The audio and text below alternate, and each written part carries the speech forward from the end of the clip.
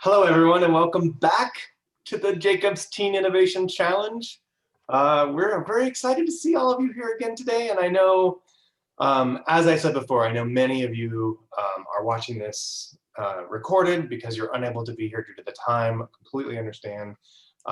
We just appreciate that you're either joining us live and or watching or participating at all. So today we are going to talk a little bit about the next phase, the Ideate phase, and we are joined by a guest speaker who should be here shortly, although I don't see him just yet.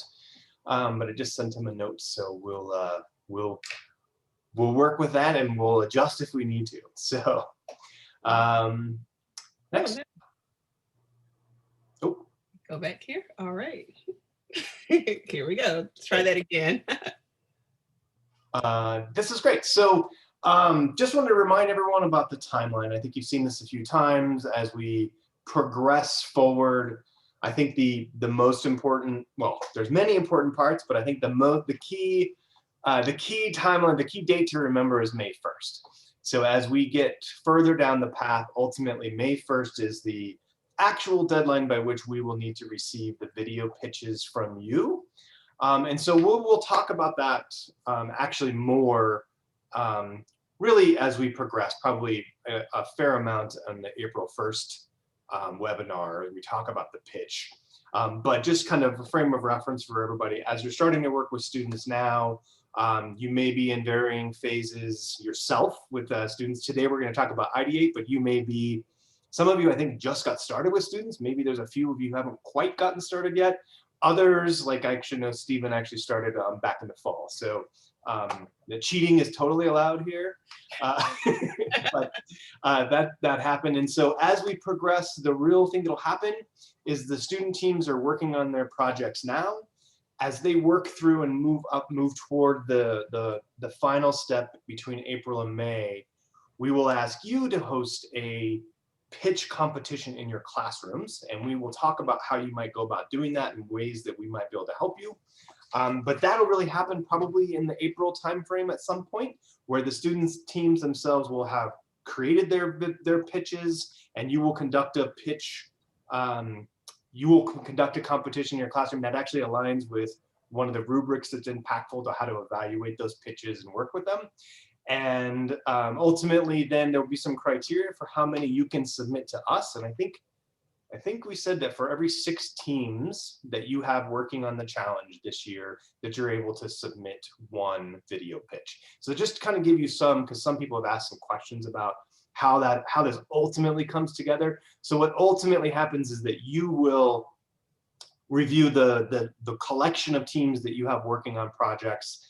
You'll make some decisions based on the numbers that you have about how many you're going to submit to us for consideration of the final prizes, and then we'll evaluate those collection for the final prizes for the actual competition that we're running. So that's just sort of a housekeeping piece that I've gotten a few questions about, and if you continue to have questions about that as we proceed forward, or any other aspects of the challenge, particularly now as you're getting in, please feel free to just jump into the Packful community and make a post, and we'll be glad to help you out in any way, answer questions, guide you along the path, etc. So lots of ways that we can help you with that, but that kind of gives you the frame of reference. The real timeline, the one that I won't say that we care about, but the one that's the most important for the overall challenge is really that May 1st pitch deadline.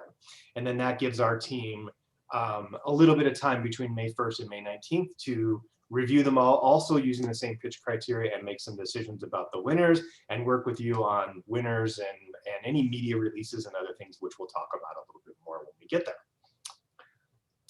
Awesome. That's just the regroup on the timeline. I always want to keep it on in case you forget, and I'll put this in there. I think you probably are sick of my emails by now, but in every single one at the very bottom, there is a link to the challenge website, which also has this timeline. The challenge website, the web page, also has links to the recordings and slide decks and any other things that you might have questions about. And if you're missing something there, just go to the community and we'll be glad to help you out. So go ahead, Lena. I'm sorry, cut you off. That is all right. Well, I see Andrew has joined us, and we are excited to have Andrew Arevelo with us. He is an award-winning educator, esteemed writer, and national speaker. He is passionate about leveraging blended learning, the power of play, and human-centered design through a global awareness, which is very fitting for this challenge, to ultimately ignite curiosity and drive learning. He currently serves as a fourth grade teacher, esports director, and school board trustee in El Centro, California. So we are super excited that he is here to join us for the Ideate Phase webinar, and he has some inspiring, encouraging words to share with you this evening. So Andrew, I will turn it over to you. Thank you for joining us. Oh, thank you. Thank you for that wonderful introduction. Now I have to live up to it. Well, first and foremost, it's great to be with all of you. Granted, you know, in the virtual setting, right? Monty, it's always nice seeing you. Alina, thank you for allowing me to be part of this. And for those of you who don't know me, my name is Andrew Arevelo, and I've put together a small little presentation to just kind of help out in terms of discussing what ideation means to myself, but also what it means to my students. And so with that, just know that I appreciate and I value your time, and I will be mindful of it. And so I'm going to go ahead and share my screen now. That's okay? That'd be great. I think Alina may need to upgrade you before that can happen. I got it. Oh, she already did. There we go. Oh, sorry. I don't want that. Sorry. I want this. All righty. So again, my name is Andrew Arevelo. I am a fourth grade teacher. That is a title I am the most proud of. That is the one that means the most to me. Being with my kids every single day. Granted, it's in a completely different environment right now, right? But we're all trying the very best that we can. And so at the same time, I'm part of my district's esports team. I'm our actual esports director. And then for our neighboring district, I am a newly elected school board trustee, still trying to find my ground as I engage in distance learning while at the same time assume the new roles and responsibilities of this new position, which has been kind of crazy, to say the least, right? I was actually supposed to be here right at 4, but I had a meeting with the principal from my new district, so I was a few minutes late, but I will be mindful of your time. And so with that, today I'll be discussing Ideate. And at the same time, I just kind of wanted to go over the session goals. So I certainly want to have a bit of fun, right? If you know me, I am on Twitter. My Twitter handle is GameBoyDrew, simply because of my affinity for games, particularly leveraging games and using them as learning segments for my kids and having fun. At the same time, we will certainly explore the ideation phase of the design thinking process. We'll view examples of ideation through cross-curricular learning segments. But at the same time, I thought it would be really awesome and funny if I shared ideation examples in my own professional life so that you can see that we engage in the design thinking process on a daily basis, and we go through the different cycles, the different phases, more routinely than we actually think we do. And lastly, I hope to help recharge your batteries for the innovation challenge. And hopefully I can inspire you. So with that, I just wanted to kind of share briefly. I understand that Packful uses a different design thinking process, to say the least, but for the most part, it is the same. Just I know that stage 1 and stage two are a little bit different. But today we'll be working on the ideate phase of the design thinking process, which is my absolute favorite. It truly is. And so what exactly does ideate mean, first and foremost, right? Well, it means thinking outside the box to find new solutions and new ways to view the problem. Okay, and at the same time, what I will share about this process is that when we are going through ideation, or when we are ideating, we're not necessarily focused on the quality of the idea, meaning we're focused more on the quantity. So we may have a problem that we're trying to solve, but as we're coming up with all of these different plausible solutions, they're really as wild as you want them to be. And that is essentially what ideation stands for, in the sense that we're not limiting our ideas. We're making them as grand as we want them to be, or as small as we want them to be, given, again, the perception that we're trying to solve this problem. So I thought I'd share a problem within my own personal life that I recently experienced. And the problem was, I decided to run for a local position, local school board. And based on my introduction, you know the outcome of that. But when I decided to launch my campaign, I had no idea where I wanted to start with an actual campaign poster. Oh, sorry about that. Of course, I get phone calls right in the middle. My presentation, I am so sorry about that. And so what I wanted to do was create a banner, create a campaign sign that I thought would stick out in my community. And so, oh, sorry about that.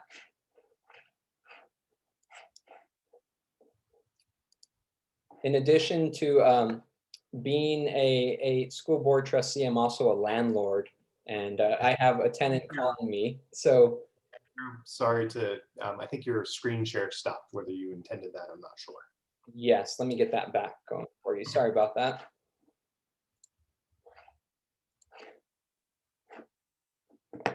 Oops.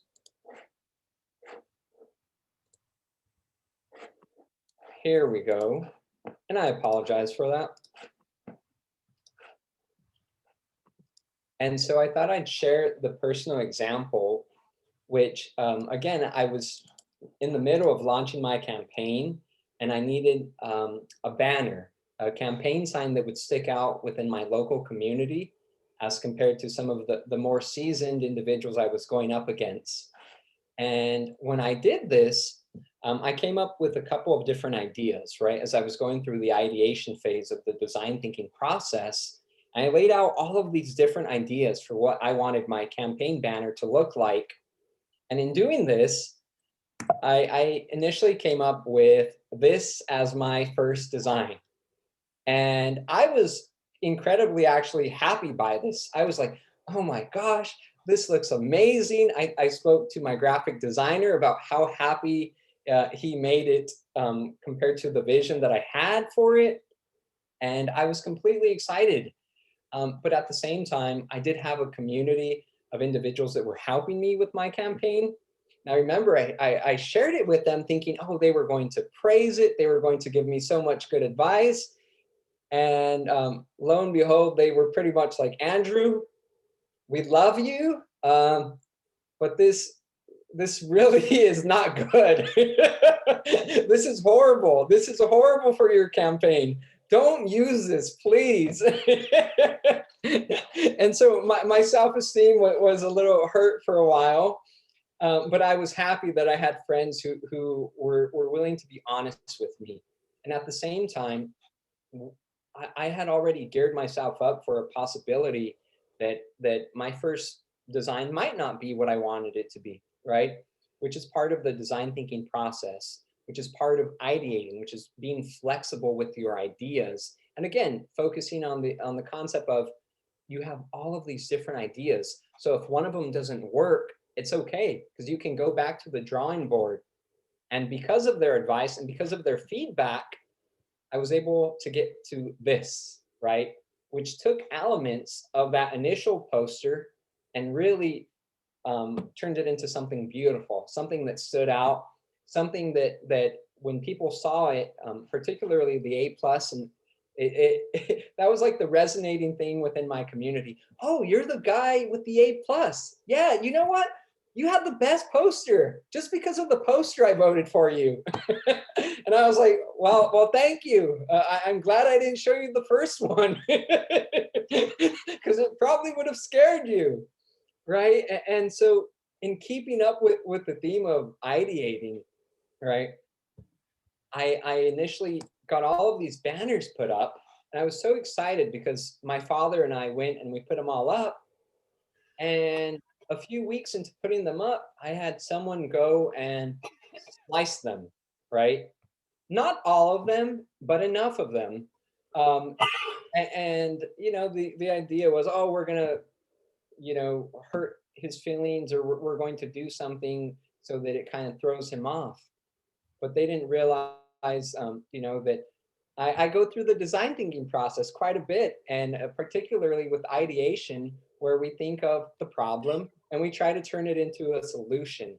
So what I said in my head is, I'm not going to let this individual who's cutting my campaign signs get to me. What I'm going to do is I'm going to turn this into something fun for the community. And what I did was I said, you know, it's actually perfect because Halloween's coming up. And I said, you know what? I will on Facebook, on social media, say I'm going to launch a series of, oops, sorry. Oh, of seasonal campaign signs. and you know, I had my graphic artist work on them with me, and I said, this is kind of what I want. What can you do with the poster that they sliced my head open, right? And he was like, oh, perfect, we can turn it into Frankenstein.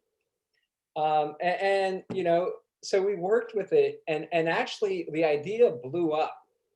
Because people were like, oh my gosh, Andrew, that's the coolest idea ever. Where's this sign at? We want to go see it. And so what it turned into was individuals from my community going to look for the actual sign because they thought it was real. They thought that this was an actual real concept. And I was like, I had to explain, oh, no. Someone actually cut my sign, and I thought I'd be funny, and I turned it into the spoof idea. But at the same time, what I did was, again, taking the ideation phase, I said, well, how can I extend it? What else can I do with it? And so I decided to launch like a series of these seasonal Halloween signs, which the community absolutely loved, right? And so that one individual who you know was cutting my signs, what it really did for me was I turned a bad situation into something good, right? Which is what we do with ideation. Um, and so that's how I've used it in my professional life. But now, how does that extend into my classroom, right? When we ideate, as a fourth grade educator, I have students come to me, and oftentimes I feel like they haven't had the experience of truly going through the design thinking process, or having the chance to be creative. Even as 9 and 10-year-olds, I feel like their creativity is almost stifled in a sense. And so what I do to help unlock that creativity, to help them go and get ready for ideation, I run mini design sprints. And what that looks like in my classroom is roughly 15 minutes where I give 3 different design prompts, such as design a suitcase that puts you in a party mood, design a storybook for a dog, or design a magazine for a spy. My students get to pick one of these. And by the way, I should say that these design prompts come from a website called Protobot. One more time, that is Protobot. And it's an awesome website where it generates different design challenges with specific constraints. However, if you use it in your classroom, I would recommend don't show it like on a screen for everyone to see in real time, simply because some of the prompts aren't appropriate for students. So I go in beforehand and I select different prompts, and I'll let you look at what one of these actual challenges looks like for my 4th grade student. So again, he selected a prompt. He had roughly 15 minutes to select a prompt and to design a sketch and then to explain his sketch. And here is his sketch. Hey guys, I chose the briefcase to set people on party moods. I decorated it with emojis because I thought they might put people in a party mood. I added that pinata stick because parties are more fun with pinatas. And I added the music box because with the music box, that's how the party like really gets started. and then I added the catalog so you can select what you want your party to look like. So I absolutely love this idea, and particularly his project. But too, I loved how he explained it, right? He articulated it well, and at the same time, because I ran it on Flipgrid, it allowed for students, his classmates, to give him feedback on it as well, right? And so what that does is it allows students to just kind of start exploring creativity and getting them ready for more extensive learning segments. So one in particular, cross-curricular learning segment that I did with my kids after that was, well, let me show this video and then I'll talk about how it came or why it came. So this was a video that inspired our next learning segment. And I am being mindful of time, so I'll show it. It's 2 minutes. My name is Grover. Sean. My name is Ian. I'm Taylor. My name is Owen, and I am 9.5 years old. I only have one. And yeah. I love video games, my friends, my family, and again, video games. Whenever I play, it makes me feel happy. The fun that you get to have with connecting with your friends. Do you make your own rules? It's his way of interacting with his friends when he can't physically otherwise do it. When I'm playing with a regular controller, there's some things that don't work for me. It's difficult for me to use both joysticks and the D-pad at the exact same time. And it just slowed me down a bunch more, while other people were like, she's never had the freedom to play at the level she knows she could. I never thought it was unfair. I just thought, hey, this is the way it is and it's not going to change. What I like about the adaptive controller is that now everyone can play. I don't even have to look at the controller and just be like looking at the screen like, hey, yep. You never want your kid to feel like an outsider or an other. One of the biggest fears early on is, how will Owen be viewed by the other kids? He's not different when he plays. It's a little challenging, but that's the whole point of gaming. I can hit the buttons just as fast as they can. And I think I can crush my friends. No matter how your body is or how fast you are, you can play.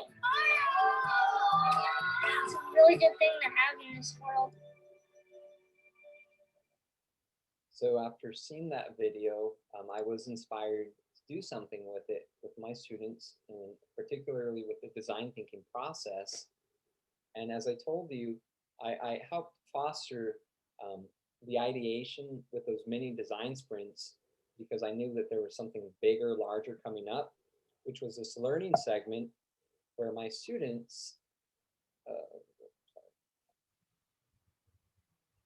oops, did not mean to click on that.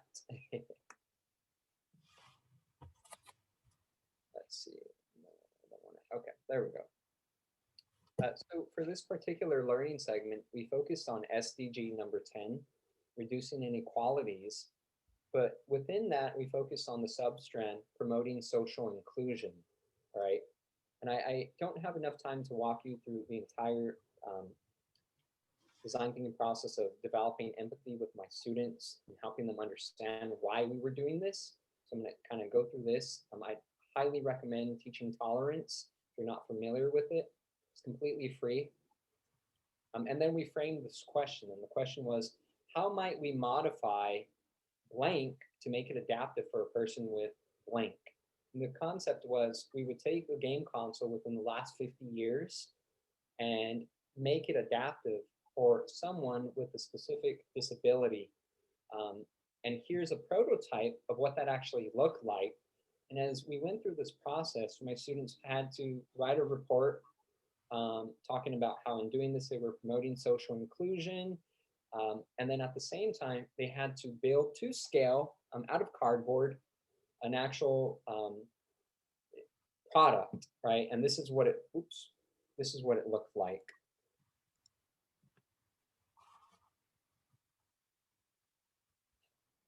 Hopefully it plays. This project, I'm trying to figure out what is this thing, right? It looks cool, I just don't know what it is. So go ahead and tell me, buddy. So we're gonna use this for the disability kids. Well, because if they have a hand and then the other one don't, Yeah. we can use this item for the Atari game. Because we can if they have the other hand, they can press the buttons for the game they want to choose, and they can press these two sides. Okay. So how would they do it Up, with down, left, right. if they don't have a hand or part of their arm? How would they use that?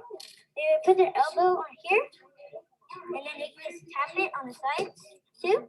Oh. Also, they could scribble it around, so they can make a circle, and they can just tap it once or tap it twice and choose their game, or they can just watch YouTube or Netflix or others. I love it. That is They awesome. can do left, right, straight, bottom. Okay. I can't wait to see it when it's completely done. Great job. And so I did pair my students for this project, and for this particular group, they chose the Atari, and I'm gonna go through, and then I'll let you see the final product, and then if there's still time for Q&A, I do want to be mindful of that. I'll go ahead and do that. But just know that I am rushing through some of this because I definitely want to be mindful of your time.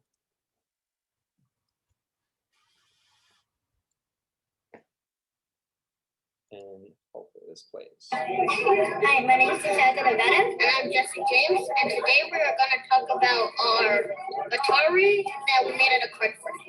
Here it is. Yeah, I think it turned out pretty good. Not the best projects that we done. It was harder than you think. It really was. Some people made some really good projects, but we're not arts and crafts like they are. So one cool feature about this that you can take off this game. Back then, games and Atari, they used to look like little boxes, like right? This is our Atari controller. Sorry, this is our disabled controller for people that were born without hands and stuff. So like a little limb. And so this is like a little thing you can click on it, and then you can be like that. And this has an off button, and this is our controller. Yeah, this is a regular handle where you do like then it has the on. Very nice. Yeah. Atari came out. There's the sign, the symbol. We had to redo it like 5 times. And then there's Atari on it, and we think that came out pretty good. It's very nice. This is a very nice piece. It's worth like $10. Oh, and this is for the disabled people, and the people that were born without a limb on their arm. That is called Amelia. Yeah, Amelia is a disease that where you're born without a hand or an arm. Yeah, or with only part of the leg. So. It really works. We use it so everybody can have a chance to play, and we can reduce inequality. We can reduce inequality. And if you don't know what that is, it's SDPJ. Yeah. Search it up on Google. So reduce inequality means like less of it. So we want less. No, reduce means less. We want less inequality. Yeah. So we want more equality for people around the world that are born that way. So we're having And then at the very end of this, what we did was we invited parents to come, and we had a big showcase. And I've been able to extend it, to replicate it somewhat in the digital space. It's just been a little different, to say the least, but we are still doing it. And so I know that I probably took up a lot more time than I was scheduled for, and I apologize for that. But I'm happy to answer any questions, assuming there is still time for that. Monty or Alina? Yeah, I think we can take a couple minutes now for questions, and then there may be some time later too. I don't know if you were able to stick around, but any questions or comments from anyone for Andrew? And like I said, I know it was fast. There was a lot in there that I honestly, it could probably take me about a good another hour and a half to unravel everything. But just know that our kids need opportunities to use their creativity. And oftentimes as a fourth grade teacher, as a gate instructor for fourth through eighth grade, they come to me for the very first time and they haven't had a chance. They haven't had an opportunity to explore their creativity, to be kids, to use their imagination. And so just know that you are giving them a chance, and they will do wonderful things if they have a chance, but you have to give them one. Kelly has a question in the chat. What is your favorite resource for introducing the SDGs to your students, especially the substrands? I would definitely say The World's Largest Lesson. The intro videos are awesome. They're by actresses / actors that my kids are familiar with. So they're relevant. And at the same time, they're easy to digest, whatever age you are. So I'd start with something like the intro videos there.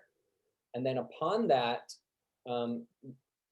I tend to go and focus on SDGs and introduce them through comics. I'm trying to, I know in The World's Largest Lesson, there's a link to comics, but I often use the comics quite a bit. And they're awesome because they're very user-friendly, student-friendly, and every comic has an SDG icon on the bottom lower part of it that says what the emphasis of that comic is. And so again, comics work out well, depending on the age group you have, the videos, but I certainly like The World's Largest Lesson as a good place to start.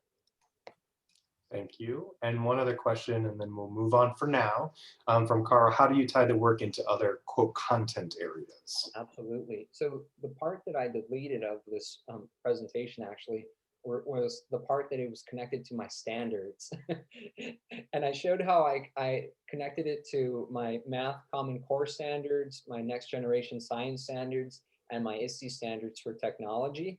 So everything I do is very purposeful. It's not just like a, hey, here you go, kids, create, but at the same time, it's relevant to my standards. It's just, I'm creating an opportunity for my kids to meet those standards in a way that's not so dependent on my textbook, right? And so again, you want to make sure that everything you're doing is connected to obviously your educational standards, or my principal is going to walk in, or my superintendent and be like, hey, that's a pretty cool thing that you're doing, but what exactly is this connected to? Right? And so I do want to just be mindful that I did have a whole slide dedicated to the standards, but I completely deleted it. But it goes, that's in the work that's done before launching a learning segment like this, is knowing what standards I'm going to hit and how I'm going to be hitting them as the learning segment expands, whether it's a 1 week or 2 week segment. Andrew, thank you. We really appreciate you taking time to chat with everyone today. And I think we could probably have questions for the rest of the time for you, but we have a few more things to take care of today. So I just wanted to say thank you for spending some time. And if you have to go, that's okay. But if you hang out and if there are any more questions, that's great too. We'll see if we have time. What I would absolutely stay, but I had a tenant calling me right now, and I just want to make sure that Understood. No problem. There. Thank you. And so with that, just know that I appreciate your time, and anytime you want to have me back in the future, I'm always happy to come back. Okay? Thank you. Take care, everyone. Thank Be you. safe. So as we switch gears, what we wanted to just check in with everyone here, and I know there's other people who are watching. There's a little poll that should just have appeared on your screen. We'd kind of like to just kind of get an understanding of how things are going for you and your students now as you've been progressing. So have your students already completed the understand phase? Oh, I'll let you read it, kind of know where we are. We'd love to just kind of get a gut check of where everyone is.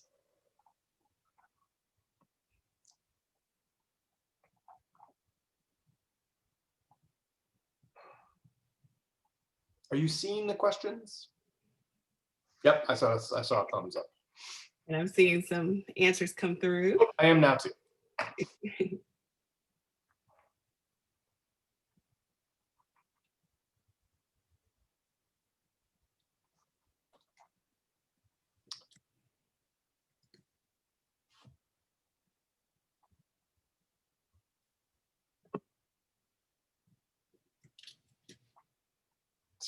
this is great.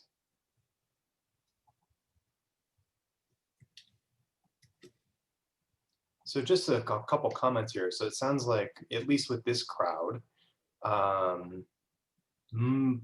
over half of you are sort of almost through the understand phase, which is kind of probably about where I expected generally where folks would be. I know some folks say not even close, and that may be the folks who are just getting ready to get started, and that's okay too.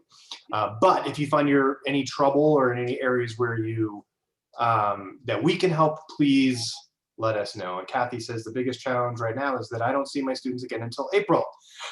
I can see how that would be a challenge in terms of trying to make progress. I'm not sure I can help with that part. In terms of how what their reaction is to Packful thus far, so it sounds like most of them are unsure. And I'd love to just sort of ultimately maybe kind of understand that. My guess is it's because they're not using it a lot yet, or maybe there's more to it. So if there's more to it, if anyone wants to, unmute your mic or pop in the chat, we'd love to know. If there's something that we can help with, let us know on that too. But that's an area that we'd love to kind of understand. And it looks like, how are you feeling with Packful? So it sounds like we're not on as many 5s as we were hoping for just yet. But I guess the question is, from the demo that we did last time and the work that you're doing now, is there any questions that you have about making it more comfortable? Is this just sort of you're learning alongside and therefore you're just slightly ahead of students? Maybe I'm just not sure what thoughts are from that piece of it. Yeah, a little feedback on you. Yeah, we're just kind of starting out with Packful, and the kids have just done their first little bit of the understand phase. Okay. And so yeah, they haven't been able to really get into it. For the part that we've seen and the parts that they've gone through, they've really enjoyed it. And I just haven't gone through the full feedback loop yet with students to really get a good feel about the entire app. But so far, I've really enjoyed it. Really enjoyed how well organized it is and how well it is to share with students. If a student's missing for a day, it's really easy to explain what we did that day. So yeah.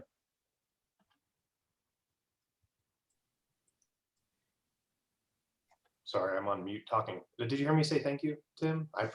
I'll say it again just in case. Appreciate that. I was on mute. The last question was really, are you on track for completing the challenge? Almost half said yes. Some are saying no or maybe. And that's okay. I guess the only piece of that, if you have any comments about why that's the case or anything you want to share with others, that's great. I would say, if it helps you at all, we outlined that we created the timeline in part to create the scaffolding in terms of these events for you to be ahead of where you might be working with student teams. That may be the one piece of advice we've heard from the past is, eventually is making sure that you are also putting some time boxing in with the phases that you're working with students on, so that you sort of have a dedicated time where the one phase ends and the next phase begins. Not because you couldn't spend forever on one, but just so that you continue to move forward, because this is an iterative process where even when you're done, you're not done. It's kind of like mowing the lawn. So that's okay, but also just making sure you move through continuously at some pace is probably pretty important. But if there's more to that story, please unmute, let us know, tell us time at the end, put it in the chat. We'd love to kind of understand how we can help you feel more comfortable and confident to get to that place. Yeah, so I thought I'd talk about my struggles a little bit, and maybe a little bit different second year, but my goals this year were to try to run a little more open-ended. And so you just talked about time boxing, and I had an activity built in a couple of weeks ago where I wanted them to come up with their time boxes. I wanted them to take a look at our deadlines and try to work it out. And even with support, they were just struggling with it. I think they lack still an overall feel for this. And then that's probably partially my fault, but we've been through these projects every year. So this is their second time doing this. And they're just not used to not being told on a day-by-day basis what tasks to accomplish. And I can't seem to break them out of that mold.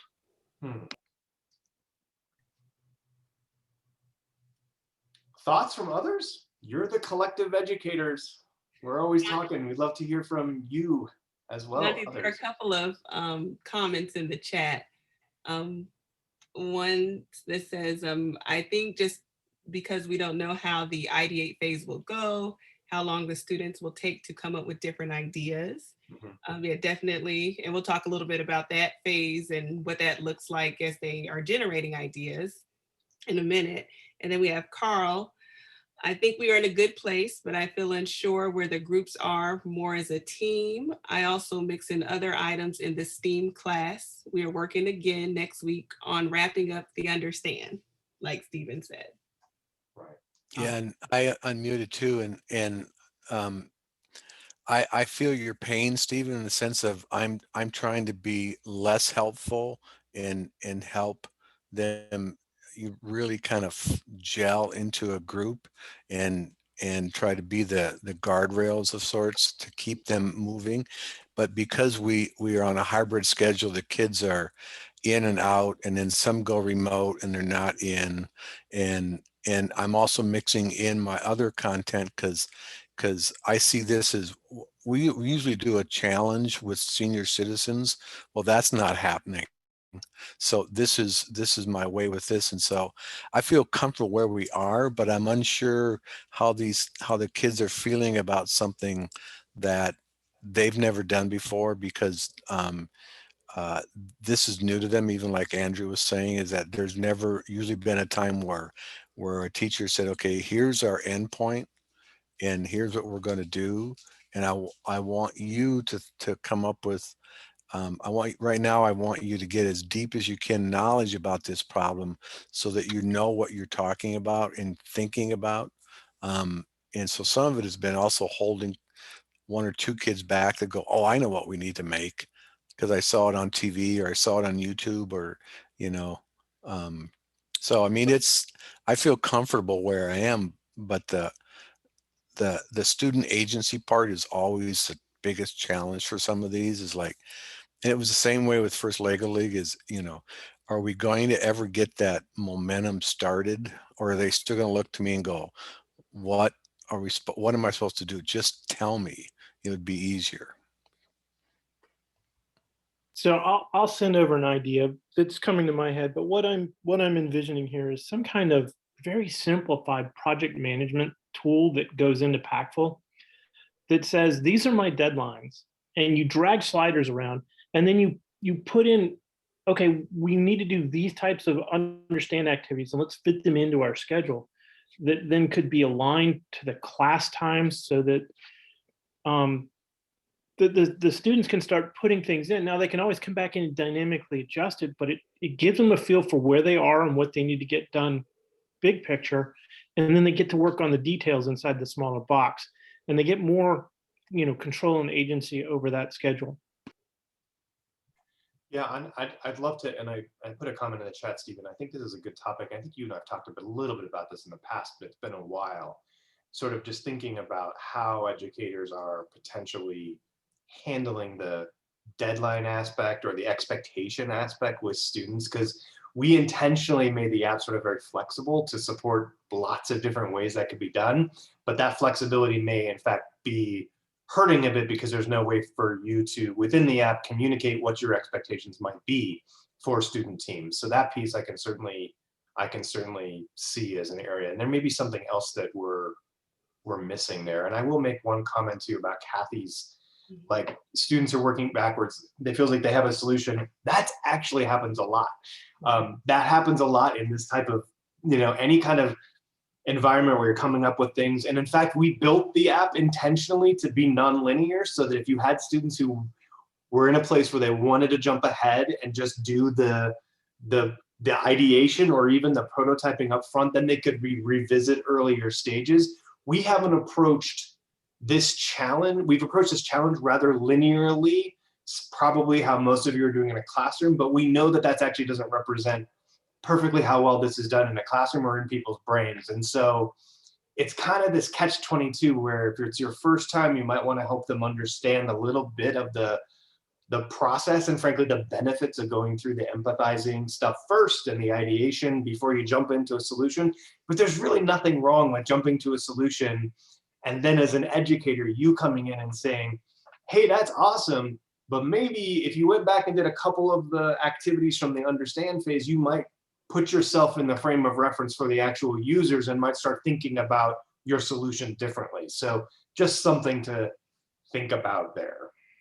Yeah, I think that's excellent. It reminds me when I judged for a design competition last year, there was a student who designed, he created this invention where you place like this hook on the back of your chair.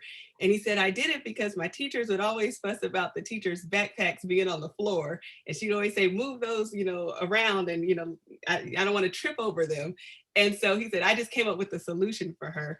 And so when I asked him what was some of the challenges that he, experienced with just going through the whole process. And he said, I had to go back and do research as to, what would be the best materials? Why is this helpful?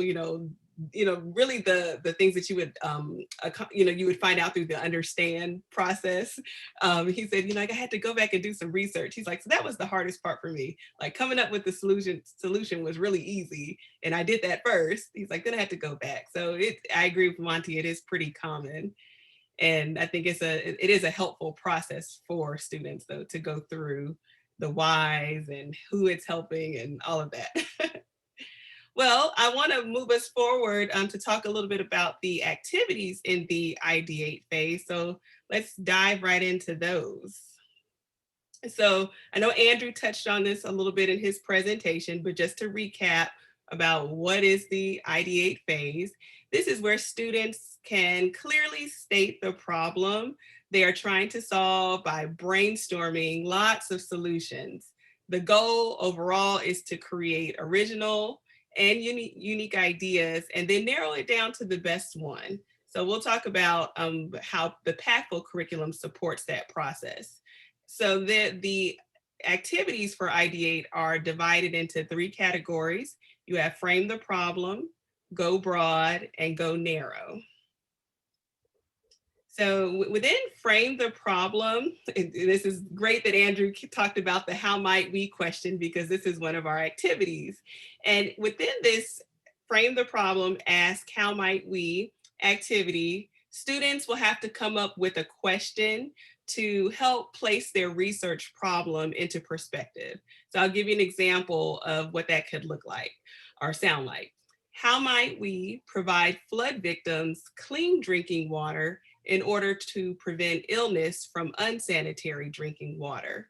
It's important to go through this step because the way students frame the question ultimately determines the kind of solutions that they'll come up with later on. So it's really important.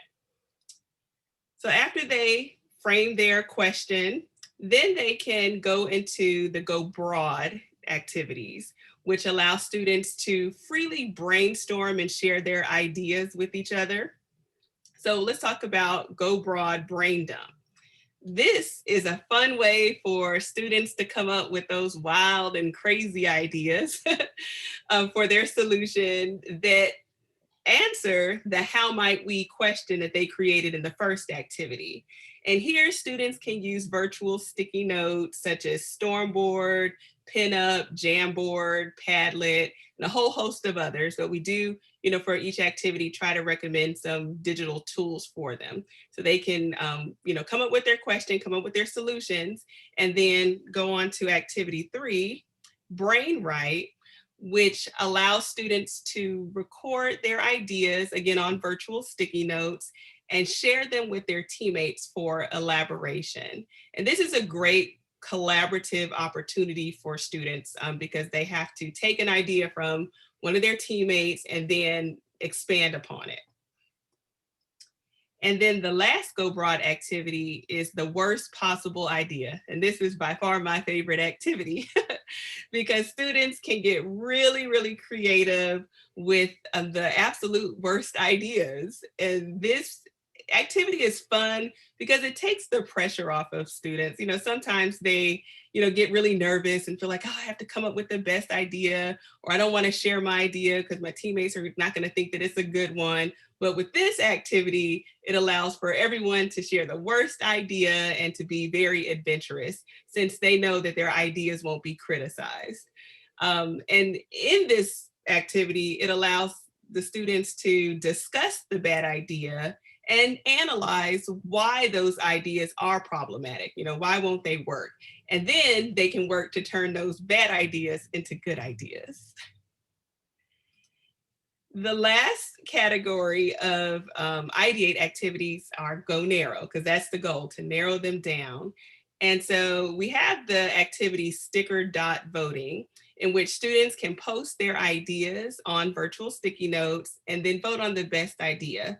They can even color code their votes into categories like most liked, most creative, most realistic, or any other ideas they can create. And we do recommend some tools, some virtual sticky note tools specifically that allow them to do the color coding. And then we have activity 6, go narrow, 4 categories methods, in which students will create they will fill out a digital 4-column chart with the titles rational choice, most likely to delight, darling, and long shot. And that's pretty fun. So that's a way for them to organize their ideas that they have. And with that helps them to narrow them down further. And then last but not least, you have go narrow sanity check.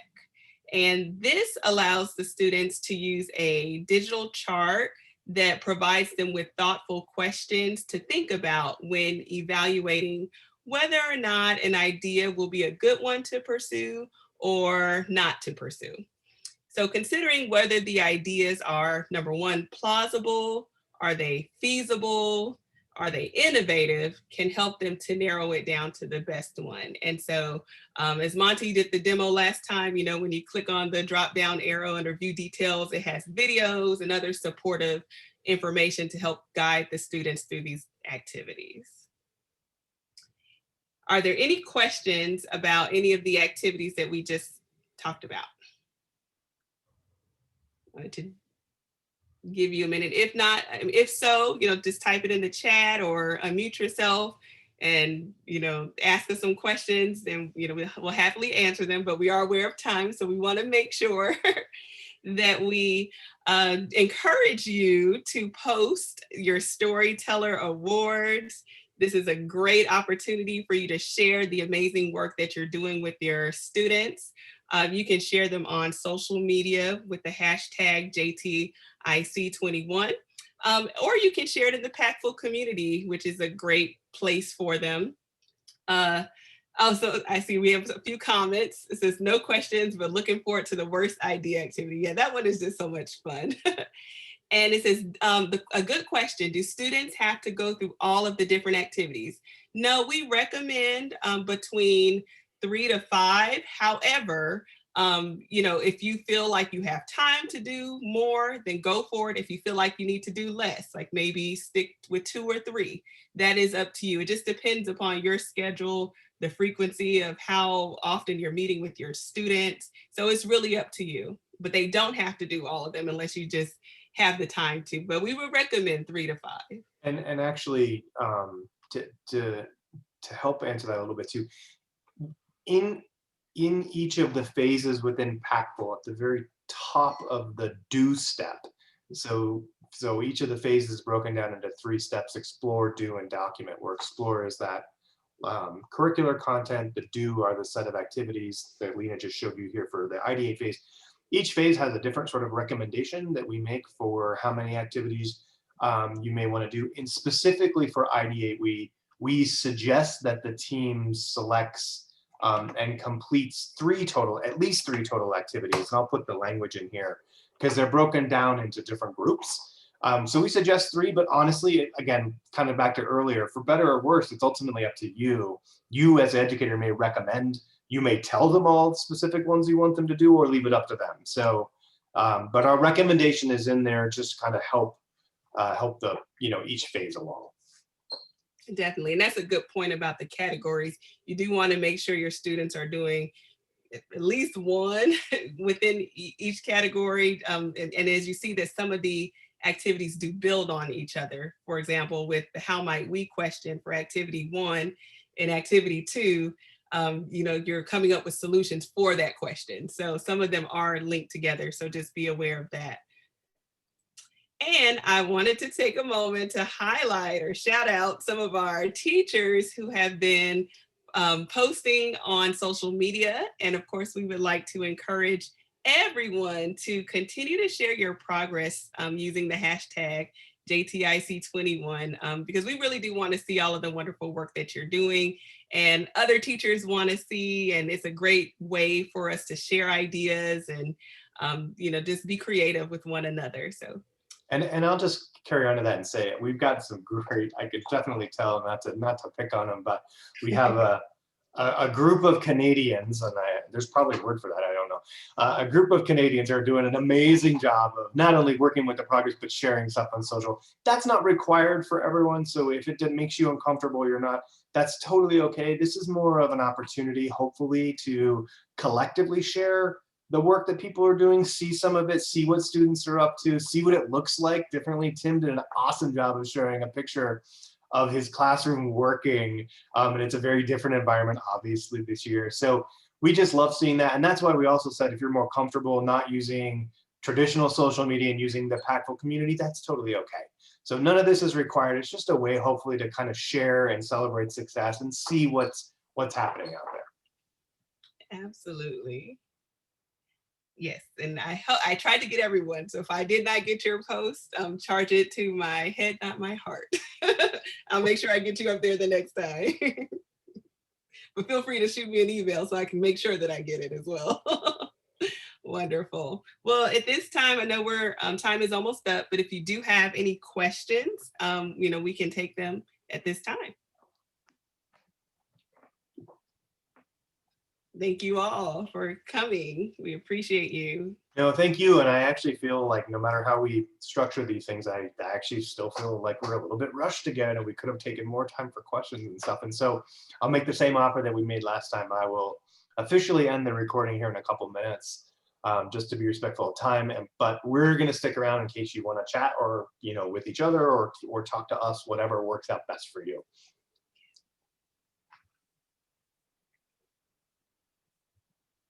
And Hi, team. Thank you for you guys who are joining us live. Go on, please go, Jennifer. Oh, sorry. I have a quick question. So I plan on starting soon. We're on a 4x4, so I just got the kids 2 weeks ago.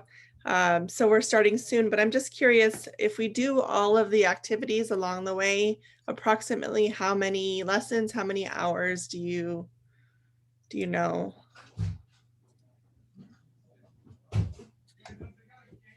Well, with the, I think in order to matriculate through each phase, 2 to 3 weeks or 2.5 to 3 weeks is a good estimate, of time that it should take you to matriculate through.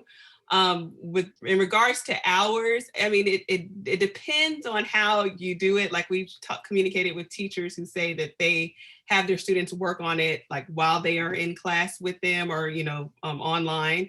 And there are some who, are okay with their students doing some work, off online hours, at home.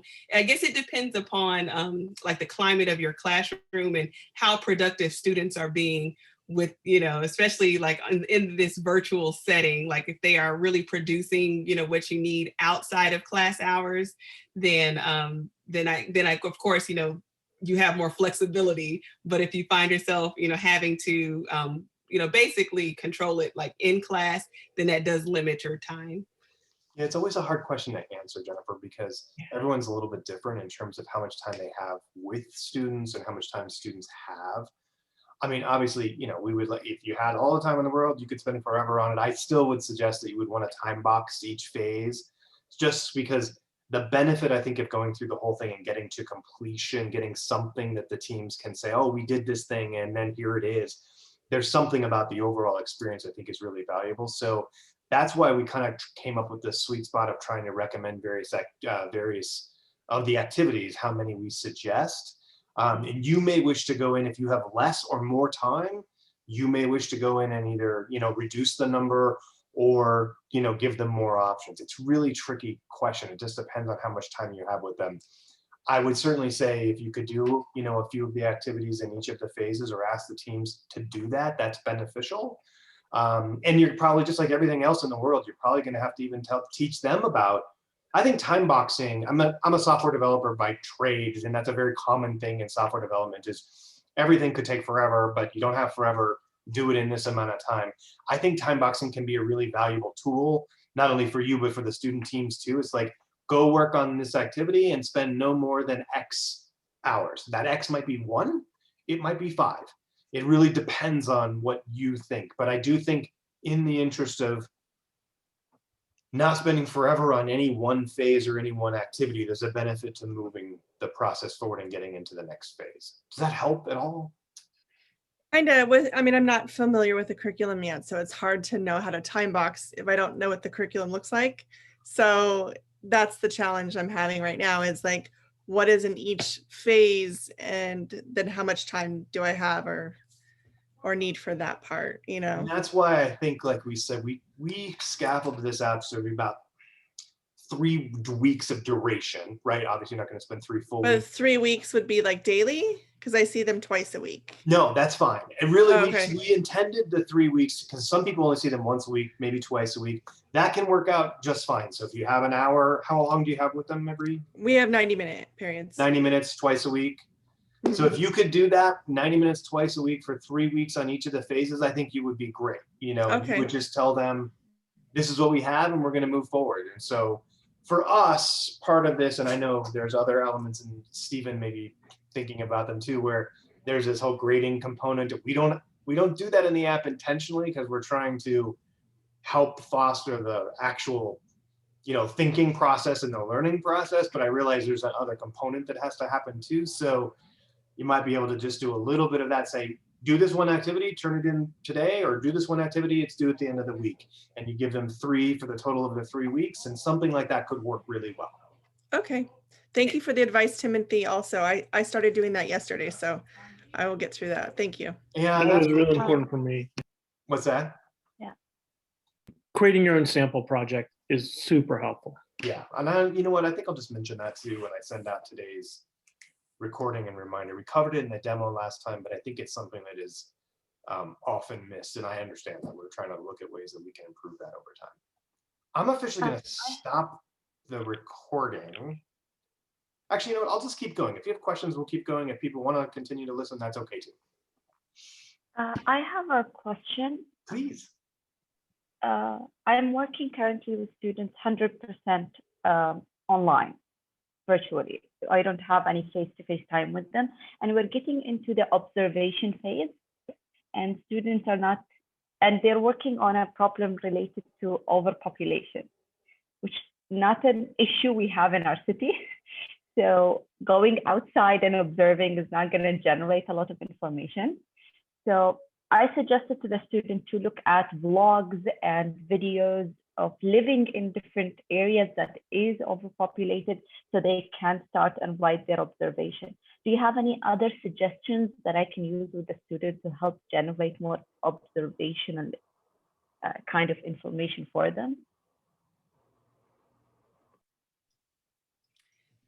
I think you're doing an excellent job with videos, blogs. Of course, you have like newspapers, that you can pull information from. And, as a matter of fact, Stephen just made that suggestion to us. And so we're working on tweaking some of the language within the activities as well. That's awesome. Google Earth, Google Maps is also great, Monty, as well. So we're trying to, because we know because the world that we live in looks a lot different.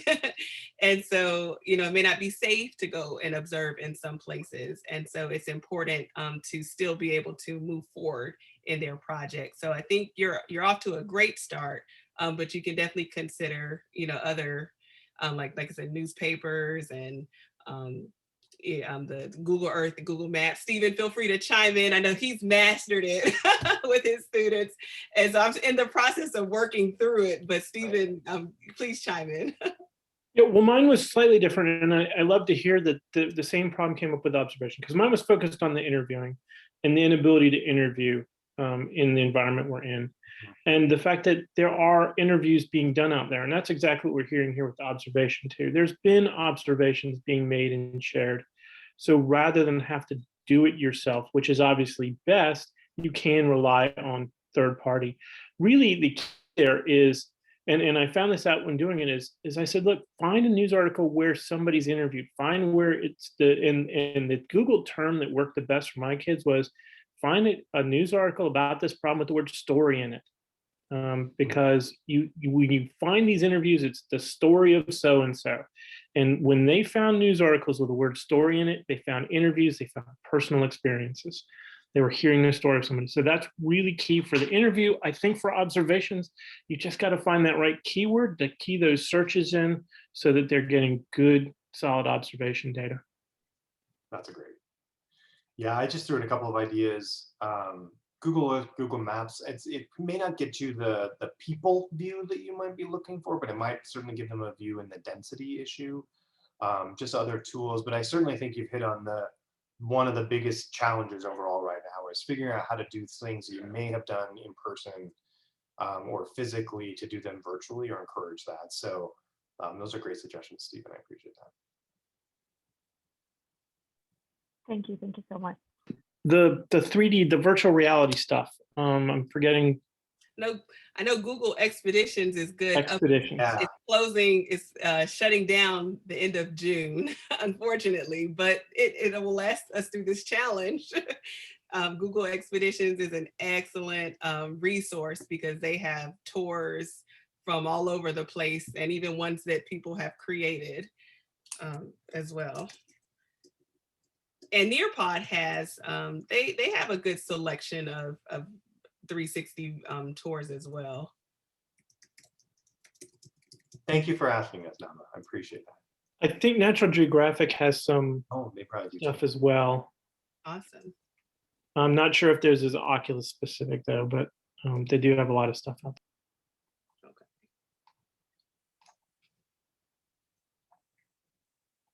All right, I'm gonna go ahead and stop.